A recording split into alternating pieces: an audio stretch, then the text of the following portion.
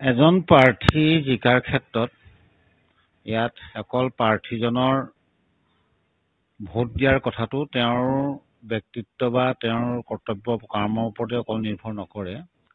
এটা দলৰ আৰু সেই দলৰ নেতৃত্ব আৰু সেই দলৰ দ্বাৰা গঠন হোৱা চৰকাৰৰ কাম কাজৰ ওপৰতো কথা নিৰ্ভৰ কৰে। আৰু সেই ফালৰ পৰা আমি অত্যন্ত আশাবাদী আৰু এইটো আমাৰ আত্মবিশ্বাস আছে যে ভাৰতীয় জনতা পাৰ্টীয়ে এই 10 বছৰীয়া কাৰ্যকালত মোদী ডাঙৰীয়াৰ নেতৃত্বত যিখিনি কাম কৰিলে আৰু লগতে অসমতো আমাৰ চৰকাৰে যিখিনি কাম কৰিছে এই গোটেই কামখিনি লৈ ৰাইজ যথেষ্ট সন্তুষ্ট। আমি বিভিন্ন সময়ত ৰাইজৰ লগত যেতিয়া জনসংযোগ কৰিছোঁ, ৰাইজৰ লগত আমি কথা বতৰা পাতিছোঁ বা যিবোৰ নিৰপেক্ষ ব্যক্তিৰ লগত কথা পাতি আমি যিখিনি আমাৰ অভিজ্ঞতা বা অনুমান কৰিব পাৰিছোঁ যে ৰাইজ উন্নয়নৰ ক্ষেত্ৰত এই চৰকাৰে যি পদক্ষেপ গ্ৰহণ কৰিছে তাত অত্যন্ত সন্তুষ্ট। গতিকে এইবাৰ পুনৰ মোদীক ভাৰতবৰ্ষৰ প্ৰধানমন্ত্ৰী হোৱাটো সৰ্বস্তৰ ৰাইজে কামনা কৰিছে। আমি য'তেই গৈছোঁ ৰাইজে এটা কথাই কৈছে, মোদী আকৌ প্ৰধানমন্ত্ৰী হ'ব, আমি তেওঁৰ পক্ষতে ভোট দিম। গতিকে আমাৰ প্ৰাৰ্থী লখিমপুৰত প্ৰাৰ্থিত্ব যাক দিব তেওঁ নিশ্চিতভাৱে জিকিব, একেবাৰে খাটাং কথা। আমাৰ যিসকল জনপ্ৰতিনিধি বৰ্তমান আছিল তেওঁলোকৰ কাম কাজো সন্তুষ্টজনক। দীৰ্ঘকাল কংগ্ৰেছে শাসন কৰি থকা আছিল আৰু কংগ্ৰেছৰ সাংসদগৰাকী আছিল ইয়াত আমাৰ ৰাণী নৰসিংহ সাংসদ হিচাপে আছিল। এটা সময়ত আপোনাৰ অৰুণ শৰ্মাও সাংসদ হিচাপে ইয়াত আছিল।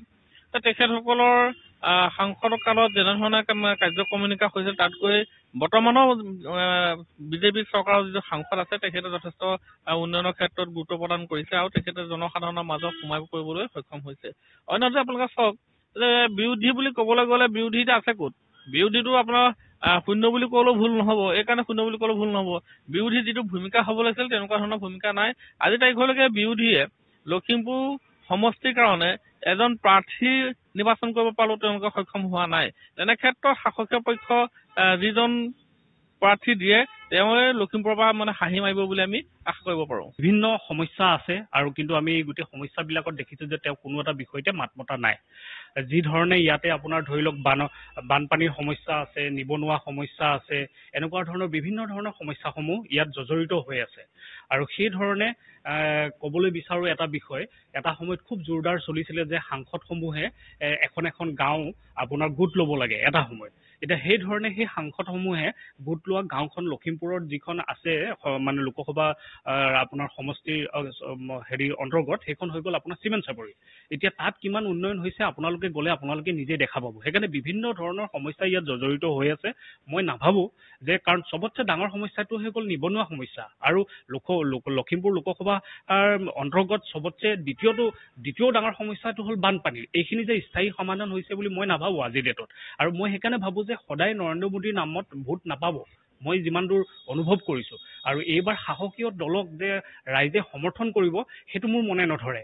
সেইকাৰণে আমি সম্পূৰ্ণৰূপে যুগুত হৈ আছোঁ আৰু আমাৰ ফালৰ পৰা এজন শক্তিশালী প্ৰাৰ্থী আমি এই গোটেইকেইটা সমস্যাক লৈ পেলাই উত্থাপন কৰিবৰ কাৰণে যাতে তেওঁ মুখেৰে মাত মাতিব পাৰে, তেওঁ যেন সদনত গৈ পেলাই বহি নাথাকে, প্ৰতিটো সময়ত প্ৰতিটো সমস্যাবিলাক নিৰ্মূল কৰিবৰ কাৰণে তেওঁ সদনত মাত মাতিব পাৰে, তেনেকুৱা আমি এজন প্ৰাৰ্থী আমি ইতিমধ্যেই আমি পাম বুলি আমি আশা কৰিছোঁ। আৰু এইবাৰ ৰাইজ কিন্তু চাইলেণ্ট, এইবাৰ ৰাইজ চাইলেণ্ট, ইমান হৈ বা এই ধৰণৰ ৰাইজে কোনো প্ৰতিক্ৰিয়া কিন্তু প্ৰদান কৰা নাই। কিন্তু ৰাইজ এইবাৰ চাইলেণ্ট ভোট কৰিব আৰু এই ভোট কিন্তু কংগ্ৰেছৰ পক্ষলৈ আহিব বুলি আমি দৃঢ় বিশ্বাস।